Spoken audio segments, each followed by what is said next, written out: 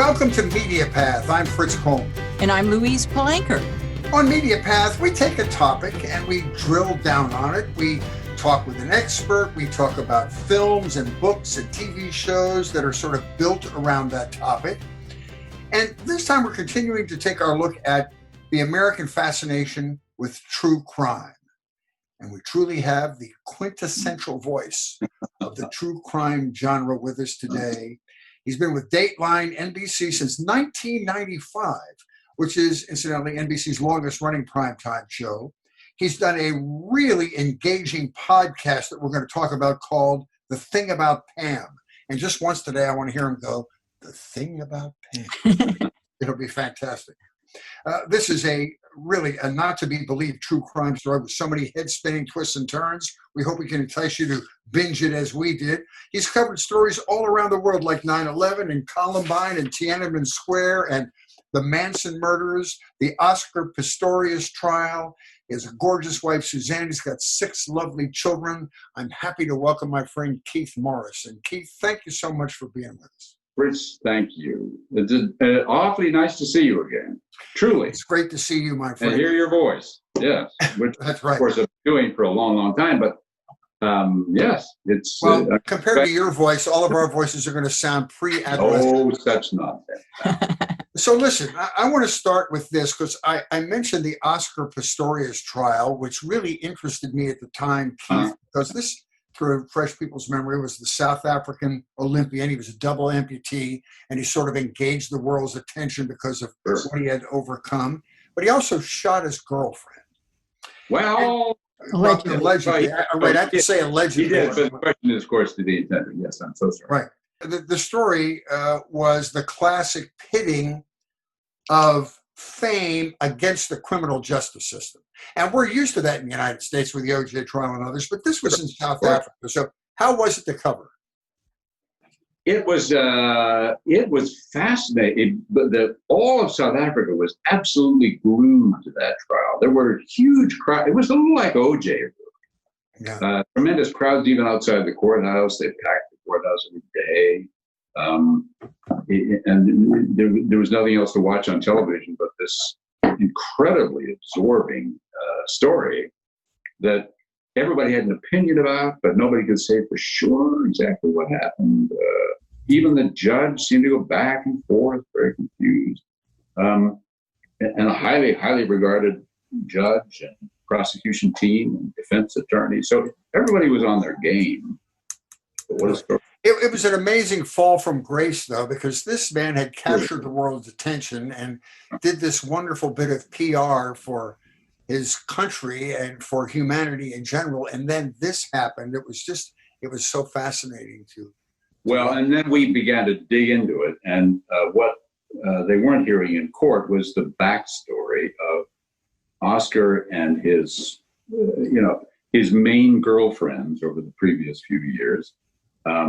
His fascination with wealth, with fancy cars, with hanging out with the wrong kind of crowd, then the incredible jealousy that was bubbling away in his story, jealousy involving a former girlfriend who was, he was trying to get rid of, but at the same time didn't want her to go and have a relationship with anybody else. All the usual kind of tawdry human behaviors that tend to exist behind these crimes that we hear about.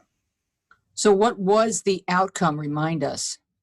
Well, the initial, and this is where we ended our reporting at the time we did it.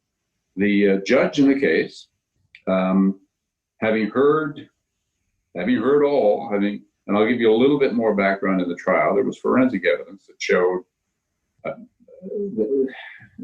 it pretty well nailed him, frankly. But there were also neighbors who heard Riva, his current girlfriend, screaming, and then a gunshot, and then her screaming some more, and then another gunshot, and then her scream dies out, and then a final gunshot.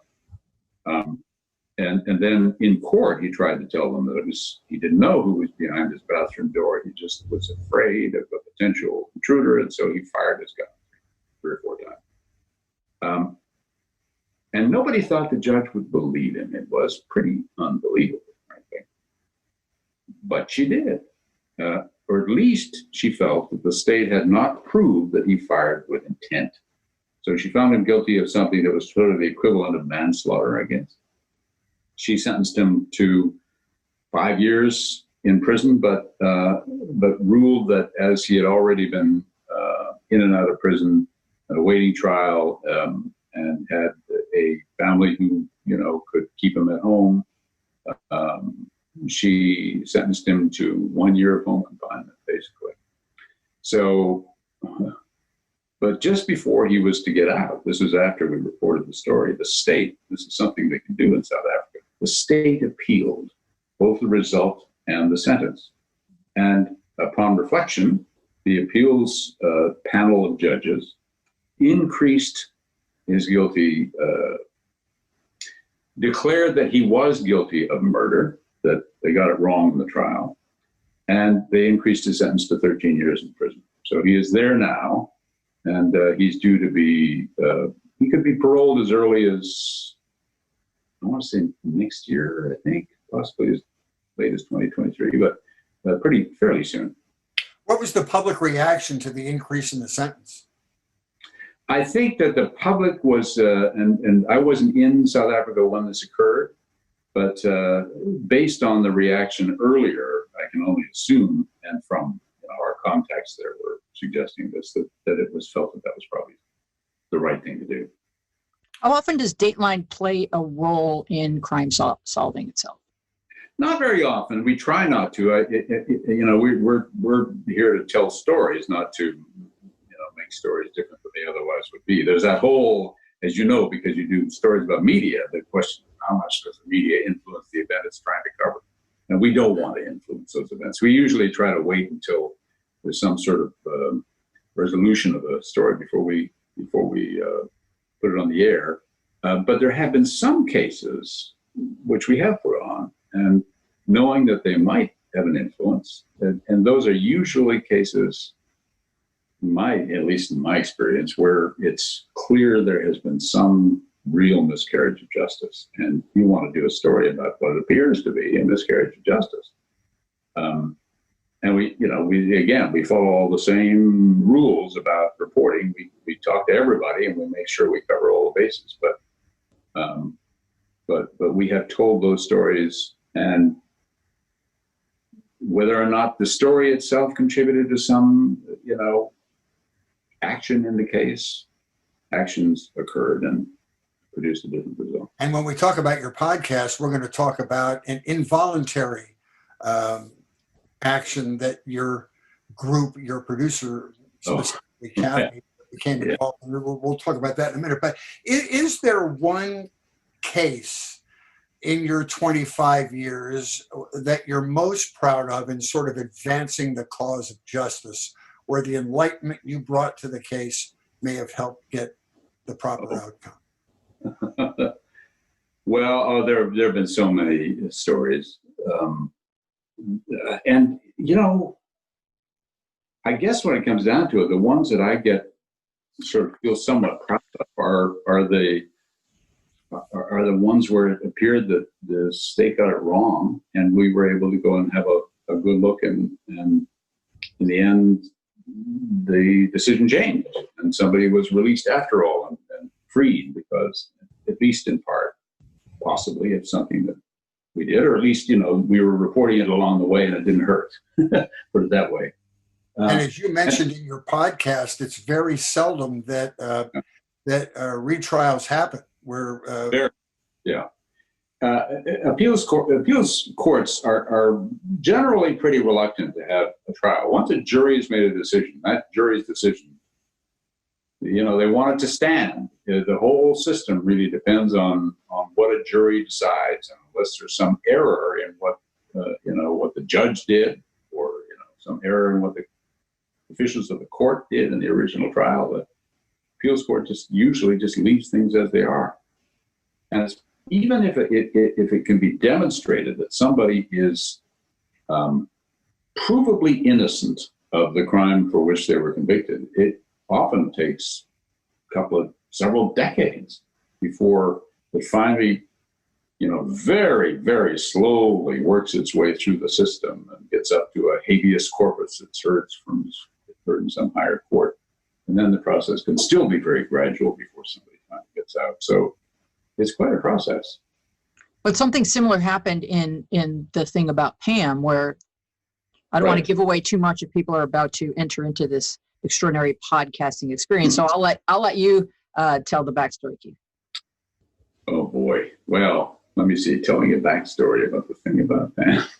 There are many things about Pam, P.S. There are many things about Pam. And in our explorations of her life and times, we discovered that she had been for years and years and years doing things that perhaps wouldn't live up to people's expectations of moral behavior, if I can put it as mildly. That's a good way to put it.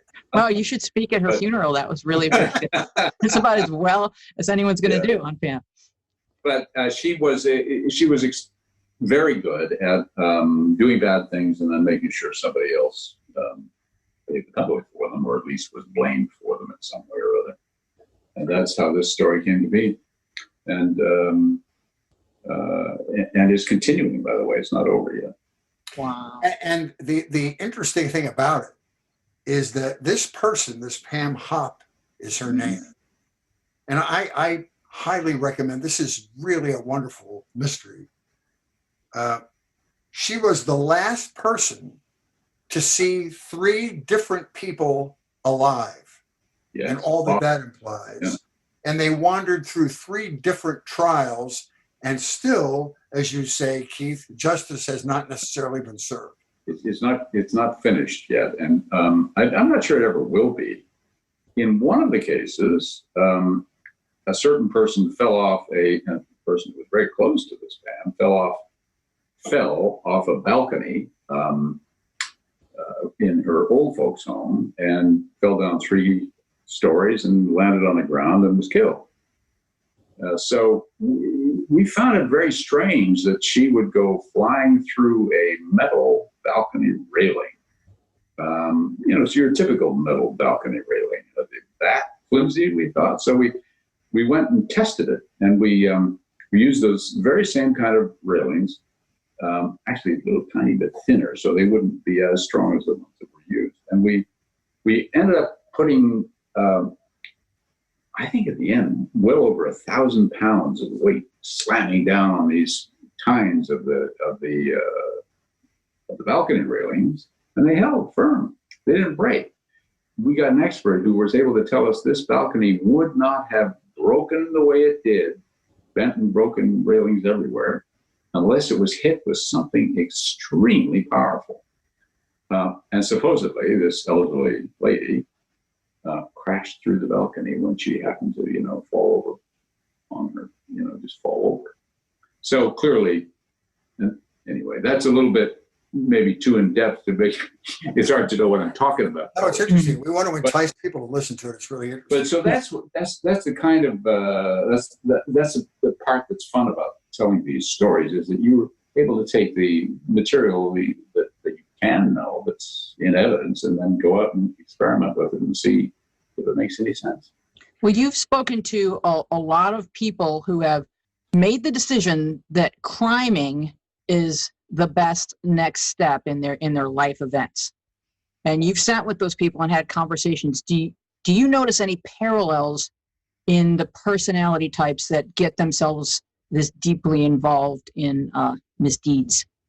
Yes, in many cases you see the same story over and over again. And I would say in our line of work, the story you do see most often is spousal abuse.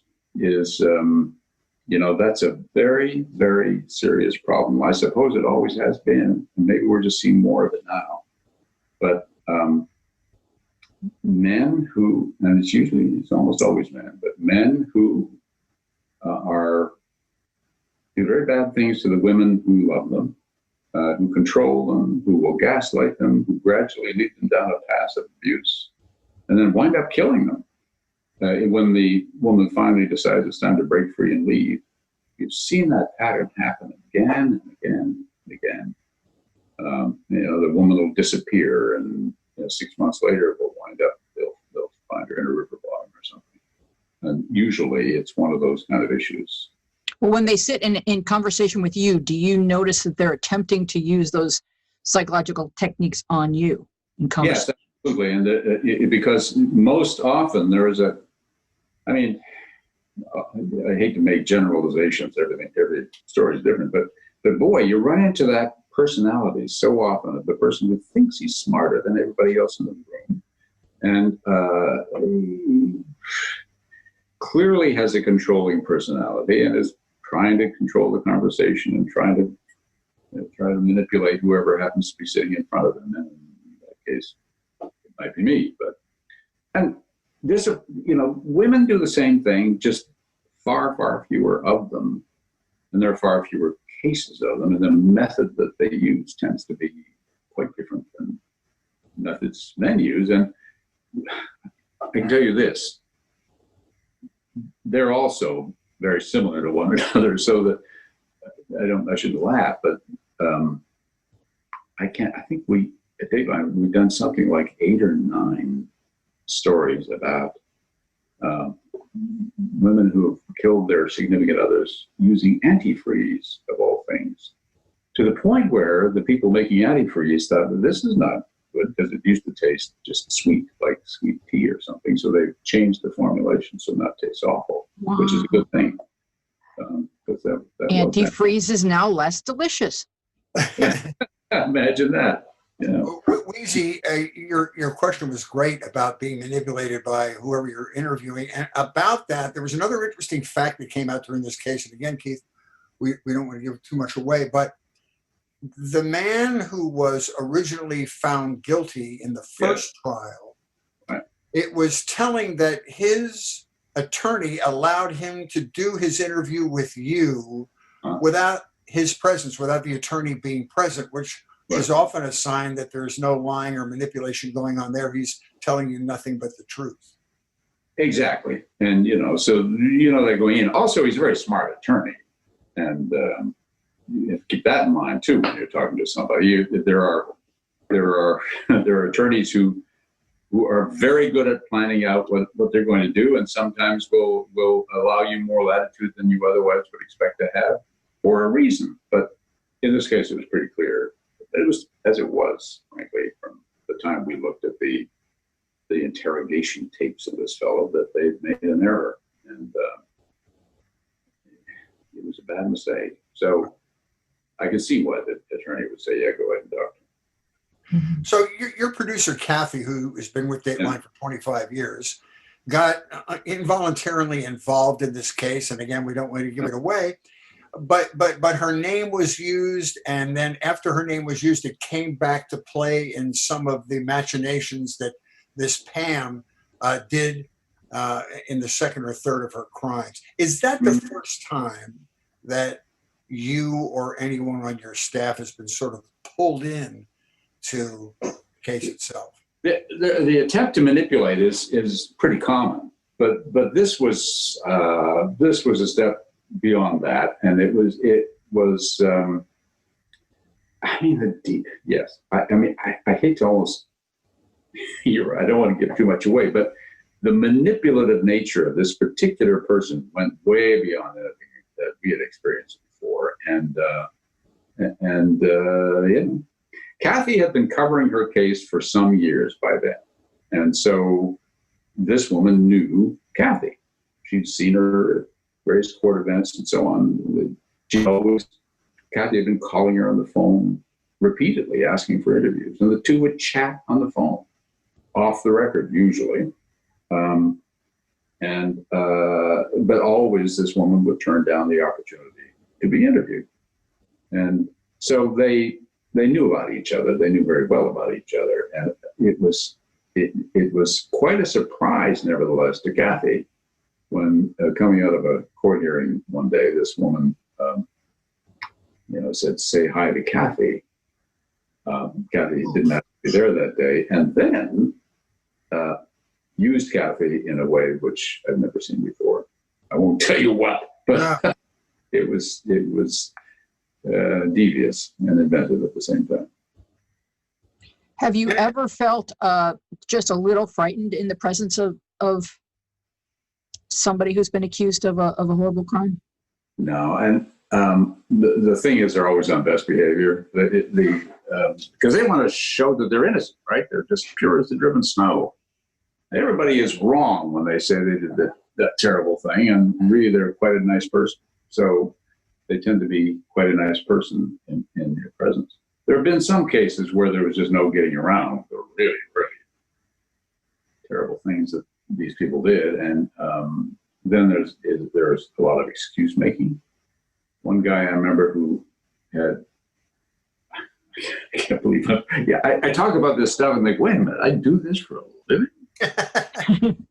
But I spoke to this one fellow who had, with a friend of his, who I think that they'd been involved in some kind of weird sexual relationship, he and this other man, and they had been pulling prostitutes off the street, in sex workers, I should say, and killing them and putting them in garbage dumpsters. And the garbage trucks would come by in the morning, unload the dumpsters, not see a thing, and take them out to the landfill, and it filled them. And the landfill operators haven't been seeing anything either, because why would they? And so, within a few days or weeks, these people were buried under feet or yards or a lot of dirt, and their bodies were never found. But the person, one of the people responsible for these really heinous acts, agreed to be interviewed and was trying to sort of give me all kinds of reasons why he would have done this, and his excuses were pathetic. But I remember at one point he said, it's really the state of California's fault, because I was on parole. They should have made sure that I was wearing an ankle bracelet, but they didn't check that ankle bracelet sufficiently, or they didn't make sure there was a battery in it. And so I was able to go and get these women and do what I did to them. You made me do this. You made me do it. Yeah. With that one. Well, so there were a couple of instances, Keith, in the Pam Hupp trial, a series of trials, mm-hmm. where it was pointed out that maybe the police and the investigators dropped the ball a couple of times. Do you see that in a lot of the cases you investigate? I have to say that I don't think as much anymore. We were seeing it much more often years ago when this tunnel vision would develop early on in an investigation. I have a feeling, and don't take part in any police training, but it seemed we were going through a period of time where forensic evidence maybe wasn't as strong as it is these days. There wasn't DNA available all the time, and we weren't finding that people, were wrongly convicted as much as we have been recently. And the idea that you could get somebody to confess, if you got somebody to confess within the first couple of days after this crime occurred, your case would be solved. And once that confession is on the record, it's practically impossible for the person who did the confessing to get off the charge. So they clear cases, lots of guilty verdicts. But we kept running into cases where it was pretty obvious that some malleable, gullible person, after many, many hours in the interrogation room, had simply, finally said, okay, I don't even know what happened anymore. I give up. I'll confess if you'll let me go home. Expecting somehow to be able to go home to mama. And that would happen. So I can't remember what our thread was there, but so we used to see that. And those, to me, were automatic stories to do, because many of those people were still in prison, and many still are today, for that matter. But that's what was alleged to have happened in the Central Park 5 case. Mm-hmm. Yes, exactly. They wore these kids down and let them go home. Yep, exactly what happened. And if you sit down and watch an interrogation involving that kind of coercion, and it'll go on for 8 or 10 or 12 or 20 hours, and you watch the nature of it, and usually now there's video, and you see the sort of two investigators who are trying to get at it through a confession, encroaching on this person in a threatening way in a little room that's kept very cold, so they're really freezing and they can't sleep and they're tired, and they, in some cases, were on medication that they have run out of, and so they don't feel well, and it's just a constant drumbeat of confess or you'll be executed. I'll watch you fry, and I know you did this, and here I'm going to show you how you did this. You can agree to tell me, yes, that's how I did it, but that's the only thing you can do. You can't say, I didn't do it. Or if you do say I didn't do it, you can say it 600 times. I'm still not going to believe you. So that was a problem. But as I say, I don't think that's happening much. Well, I want to ask you an important question, Keith Morrison. Binging Dateline is a popular obsession, and I know that you have mixed feelings regarding tragedy as entertainment. But can we learn from Dateline? What are your top Keith Morrison murder avoidance tips?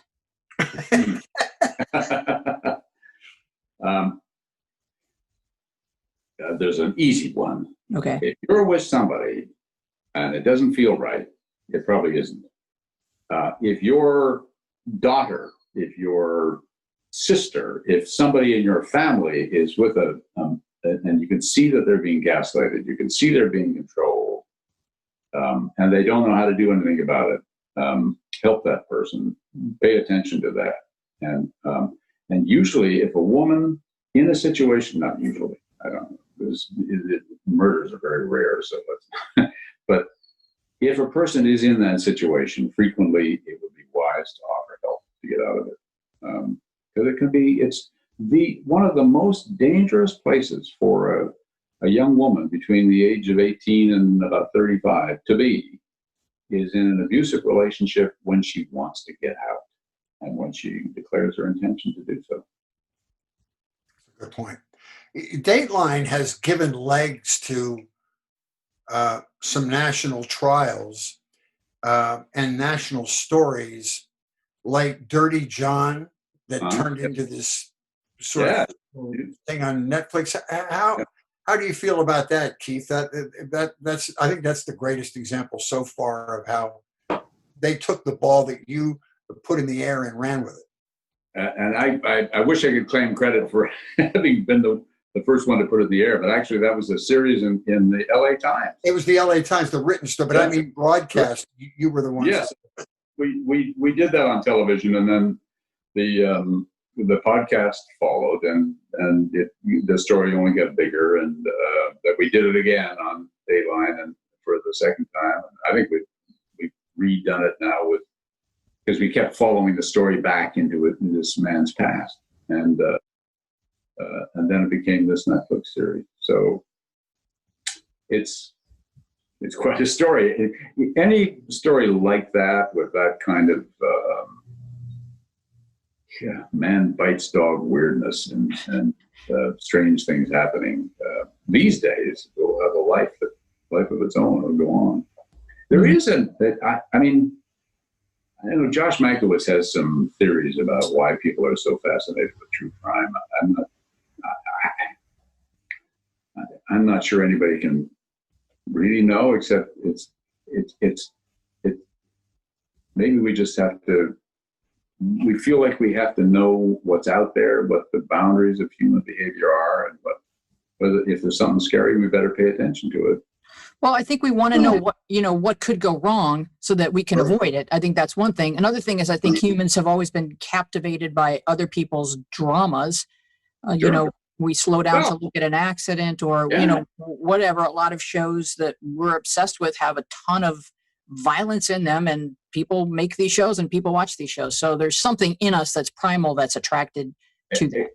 Exactly. Yeah. I mean, and you remember being in local news, that was the single biggest question we would ask. Well, I used to watch all the time, but it's so gruesome, I can't watch anymore. Why don't you do some good news? Well, they've tried to, and as a matter of fact, the station that you and I both work for, Channel 4, did a pilot called Good News, and it was nothing but positive stories, and they gave it 2 test airings, and they tanked miserably because there's this element of human nature that is drawn. It's sort of the there but by the grace of God go I thing, and it's peering through the spaces in your fingers. People just are fascinated by it. It's the same with freeway chases, a ridiculous waste of time, but 5 times the normal number of people watch them, and they don't go away till they're over.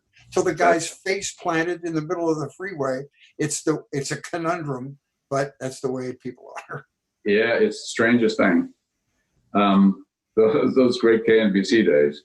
I must tell a story. When I was invited to go to KNBC, I think John Rohrbeck was the general manager then, of course, and it was late 1985 when he said, "Why don't you come be an anchor on the station?"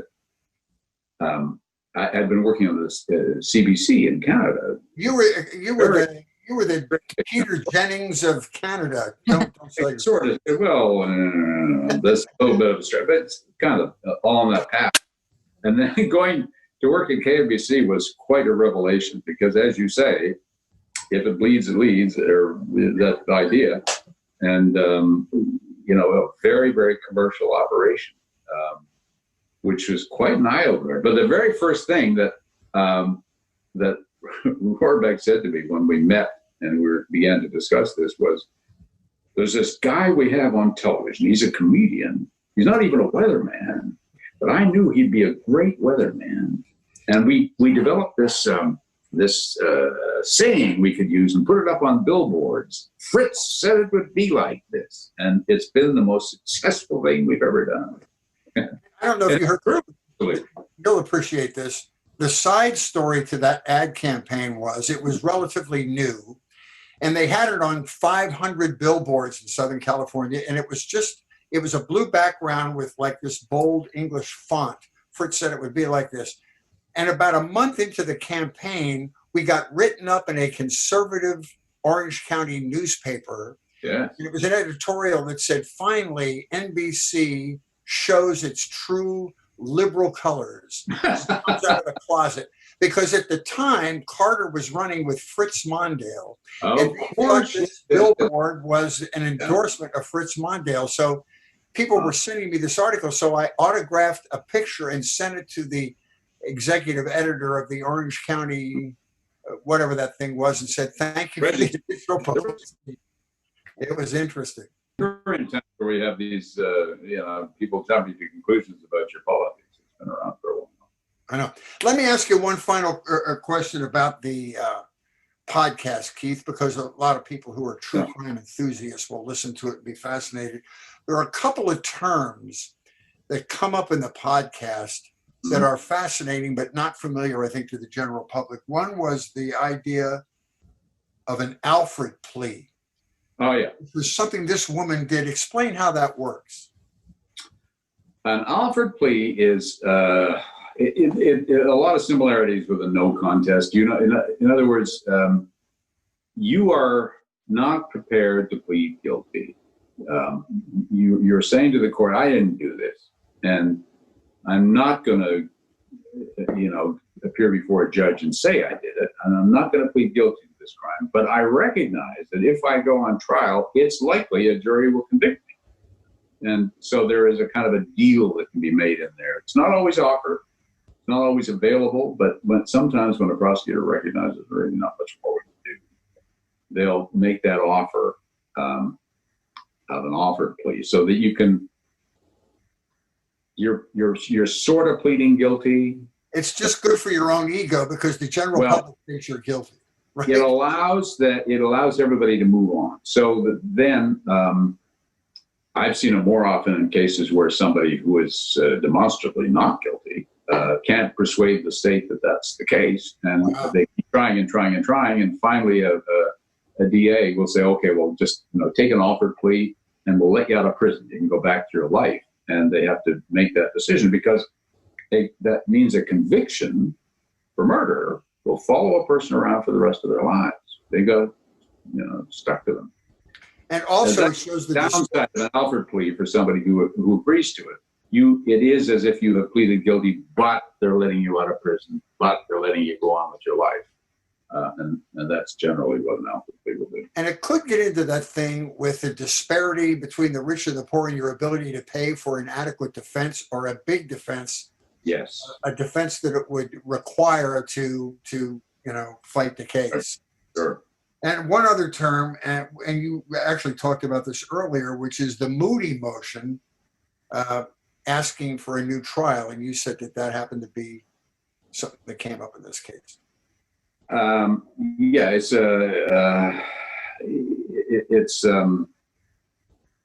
you see it coming up every once in a while. It's when new evidence has been discovered that was not presented at, I mean, I'll get this exactly right, but it wasn't presented at the original trial. It is newly discovered evidence, which would contribute, substantially to the court's understanding of what really happened. And so an attorney can go and make that presentation and try to persuade a judge that makes it worth opening up the case again. And those very rarely are approved. And I think attorneys try them a lot, but there has to be something truly substantive. And it has to meet a certain legal guideline that I can't really explain to you. I'm not an attorney. But it frequently is tried, very rarely succeeds. Well, I'd like to switch gears just a little bit because I read, when you Google Keith Morrison, as many will do of an evening, there's a GQ article. And in the article, it describes that you first saw your wife on a piece of videotape. And I would like to know that story, and because it doesn't go on to explain exactly how you went from seeing her on videotape to marrying her. There's a gap in the story. Fill it in for us. Suzanne, a beautiful woman, so be careful. Yeah. A lovely person. We've been together 40 years now, but she was, I was, at the time, I was working for a network called CTV in Canada. This was in the late 70s. And I was interested in politics. So I anchored the weekend news. And during the week, I could report on basically whatever I wanted to report on. And increasingly, I was gravitating toward covering Canadian politics. I fly up to Ottawa. And by the way, here's how old I am. Our reporter in Washington, who had been covering the Watergate case for many, many months and just was exhausted, when Nixon left office, he said, I got to take some time off. I got to get out of here for a while. So I was sent down there, cover the White House for, I don't know, 6-8 months, something like that, which was a lot of fun. But so I got to do that kind of thing. And I was, one weekend, I was taking in reports from various reporters around the country. And one of them was a reporter based in Ottawa. He was doing a story on the endless arguments between the federal government and the provincial governments over a new constitution for the country and who should, the power sharing, all kinds of really boring stuff to most people. But it was an intense issue. And as kind of wallpaper for the story, to give some video to it, our reporter showed the Prime Minister walking down a hallway toward a meeting with the premiers, and there by his side, walking along just behind him, was this woman. And I kept playing the tape back because I thought I knew all the players in Ottawa, but I'd never seen this woman before. And I didn't know who she was. And so I couldn't stop thinking about it. So later I called a friend in Ottawa and said, who is that person? And that friend said, well, she's so-and-so's girlfriend. And my heart's in my shoes. And I thought that's the end of that. But not to give too much away because, one shouldn't. I wound up based in Ottawa, and one thing led to another. And there was an election campaign. We were on a campaign playing together for quite a while. And we've been together ever since. So when you first approached her, what was your opening line? I don't, I think, I don't remember. I know that it wasn't easy. She didn't understand that I was that interested and frankly smitten from a distance. And I invited her to lunch, I think, and she looked at me quizzically, like, "Why would you invite me?" And so I kept doing it. And eventually, she relented, and we made an appointment to have lunch together in the parliamentary dining room. Wow. And it was canceled because it very dramatic time in Canadian politics, which many of your listeners will probably not know what I'm talking about, but there was a confidence vote in the House of Commons. Pierre Trudeau, who Suzanne worked for, had been the prime minister for a long time. He was defeated early in 1979 in a national election. The fellow who took over, and then Joe Clark, was not governing very, smartly. And about 8 months later, there was a confidence motion in the House of Commons, and unexpectedly, he was defeated. So there had to be an election. And that interceded. We didn't get to have our lunch, but I got to be on the campaign plan. How do we get that confidence thing here in America? Because I think we're ready to vote. Let's go. The parliamentary system is actually a pretty good system. They really are. Yeah, there's a lot more access to the prime minister than there would be to the president, and there is there are pros and cons to both systems. Do they yell back and forth like the British Parliament does? They do everything. Yeah, they do. It gets pretty intense sometimes. Wigs or no wigs? Wigs. This is good, Weezy. I want to ask my final question about the podcast, and then you have some other stuff you want to talk to them about. Right. Another revelation to me was people's reaction to 911 calls.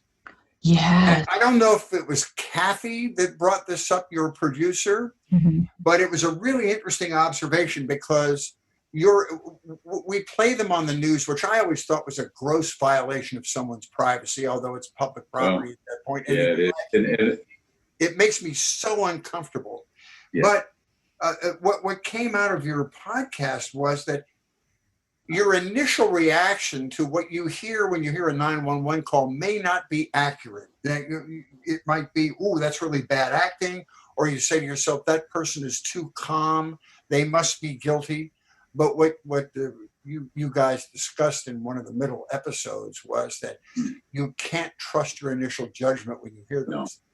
No. And, when we've talked to experienced detectives who've been down that road often, they will say, everybody reacts to a situation like that differently. There's just no way to tell whether somebody is reacting. There probably are some ways, but how people react to a terrible thing like that is completely unpredictable and certainly doesn't predict guilt or innocence. I remember one case where a man's daughter had been raped and murdered just a couple yards down the hall from him in the middle of the night in his little house. He woke up in the morning, found her dead, and called 911, and he was understated. He was monosyllabic, and in fact he was in shock, but it sounded like he didn't care to the detective. And so they worked on him and got a confession out of him after many days of interrogations. That's one of the stories that sticks with me even today because it did not end well. But you can't tell is the point. Some people get very, very upset and they're just as guilty as sin. Who knows? Well, Keith Morrison, let me ask you this important question. Are you aware of an Instagram account called Keith Leans on Things? I'm afraid so, yeah. You care to comment? It's a terrible thing. There's back here somewhere. I don't know if I can find it. Somebody sent me this. I don't know if you can see it or not. The lean. Yeah. it's a weird thing to be me sometimes. Well, I'll tell you, I think that your delivery and your voice and your character are 60 to 70% of the success. First of all, Dateline is masterful storytelling. And oftentimes, the general public, because these things have been in other media, newspapers, and local news accounts, already know the outcome. But the storytelling is unmatched. But within that storytelling, your delivery of the material is spectacular. Oh, and you're way too nice to me, Chris. No, it's true. And I learned that it's even more profound and effective on the podcast because it's just you and music, which is great. I'm glad you listened to that podcast. Oh, yeah, it's fantastic. Because there's so many twists and turns in this particular case that it's not your typical 3-act play. It's more than that. No, indeed, yeah. Mm-hmm. Are you going to do another one? We are. Yeah, we're just trying to decide which which among several possibilities we will do. But, there are probably a lot of folks who watch enough Dateline to go through their lives with your voice in their heads narrating their day. So if you were to narrate your own day, how would that sound? Oh, he was luckier than he should have been. But he still be by evening. Very good. Would he still be by evening? Let me throw a couple of true crime topics to you out there and get your response. Ghislaine Maxwell. Oh my. Is Dateline working on that story? I'm not, and I would be surprised if we are just yet because it is so much. And here's the thing: a story that happens in real time, some big dramatic story that plays out on cable television or in the internet, and everybody learns about the details as they're happening, tends not to be a great story for us to do. Because essentially people are living the Dateline story. They're seeing what we would eventually tell them anyway. So unless we can offer something that people really want to know that they can't find out otherwise, we will tend to do something else. A story that has been the public's been following a lot were these poor kids in Idaho who went missing. I don't know, do you remember that? That story about Chad and oh Lord, I think I'm getting old. I'm forgetting the names, but JJ and Tylee, these two little kids in Idaho who were the children of a woman who was in an extremist sect of the Church of Latter-day Saints. Oh, and right. And her new paramour had predicted the end of the world, and they began to do things that nobody should do based on their own belief that they had become humans of a higher power and even gods, and that they were beyond sort of human morality, and that there was a veil between our life here on Earth and the life beyond, and they could go back and forth through the veil. And they could send people across to the other side, somehow do so without having committed any sin. So anyway, these kids went missing for the longest time. Everybody was wondering where they were. Police were pretty sure they were dead. And they turned up in the backyard of this so-called prophet under 6 feet of dirt. And so they are now facing charges. This was it played out on social media in kind of real time because it took quite a while to develop. But we did that story simply because, thank you for putting that up. So we did that story. We've done it 3 times now, and there's still a tremendous appetite for it because there are so many strange things about this, which some of them appear in social media, many of them do not. And people seem to want to know. So. Yeah, and it's that thing that people cannot get their heads around, which is parents killing their own kids. Uh-huh. And the worst of the stories are the mothers in various ways. Yeah, and there's always some mental illness. Some really very sad story behind it, you know. Are you surprised with how the true crime documentary format has caught on? Things like Tiger King and, of course, Dirty John. They turned into a 6 or 7 episode thing on Netflix. The popularity of these things. I have been, yes, I have, and you know, it's got to be associated in some way with where we are. Yeah, it's always felt to me like we're sort of creatures of our tools. You know, it's almost like our technology invents us and not the other way around, or some technological invention will occur and we will employ it, and then in the course of our using it, it will change the kind of creatures we are and the kind of interests we have.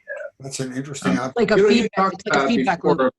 Car chases, and as soon as we saw that the people would watch them, boom, we were doing them all the time. And as you say, there was no real news value to them, but they were so engaging that people would simply watch to see what was going to happen. And we learned that it was like a 3-act presentation.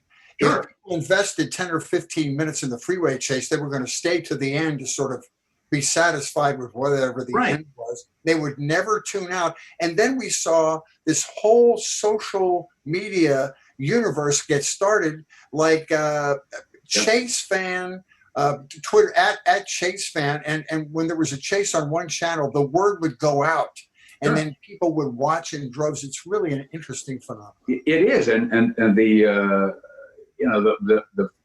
but we were doing those because it was technologically possible for us to cover those. And then the slow chase of OJ down the freeway. Yeah.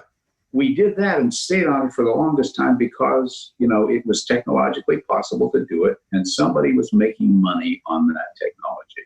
So first you get the technology, you get somebody making money on it, and then so people will do whatever it is they have to do, and it will engage people, and they wind up becoming a little different. Well, I'll tell you, first of all, on a personal level, you were one of the kindest and most engaged persons ever to be involved with and work with in local TV. I always enjoyed our friendship.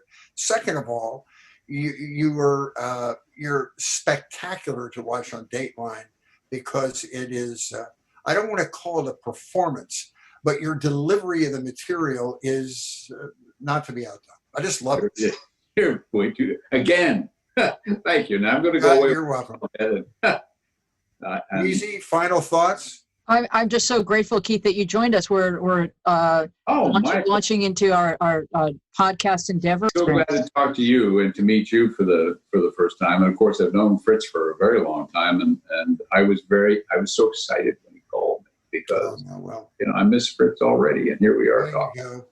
All right, so you'll be back with us next weekend. Give our best to your family, and thank you so much for being. Thank you so much, Keith. This was definitely an honor to have you with us. Thank you. It was a ton of fun. Thank you. And this has been Media Path. I am Louise Palenker. I'm Fritz Coleman. Thank you so much for listening. We'll see you next time. Why would anybody want to go inside today, even to watch the Super Bowl? I mean, I'm not used to this weather. It's remarkable. We want to get you off on the right foot. Don't expect anything after this. This is all from, right. from This you, is just for you, just today. The Super Day. Welcome to town, sir. Wonderful to be here. Thank you. You're doing a good job. You have a beautiful wife and a handsome son.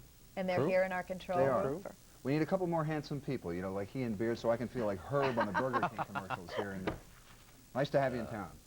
Well, we had the best day of the Santa Anas, but fair afternoons and very comfortable weather. So. All right. And listen, I did pay attention to John Beard. He now owes me about 50 hamburgers. Yeah. I think he's in serious debt and may not show up for work tomorrow. That's true. I'm surprised you two will let me play with you at all after I picked up the Daily News today, and this delightful woman is there. You're there. The Prince of Weather is there. Right. David Sheehan is there.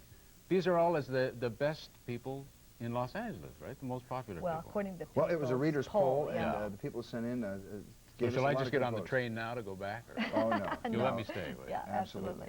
Nice to see you. Good to be here. Okay. Your anaerobic threshold doesn't sound like something you'd want to know about, but it is crucial in determining what kind of physical shape you're in. Health reporter Carol Hutchison explains in a minute.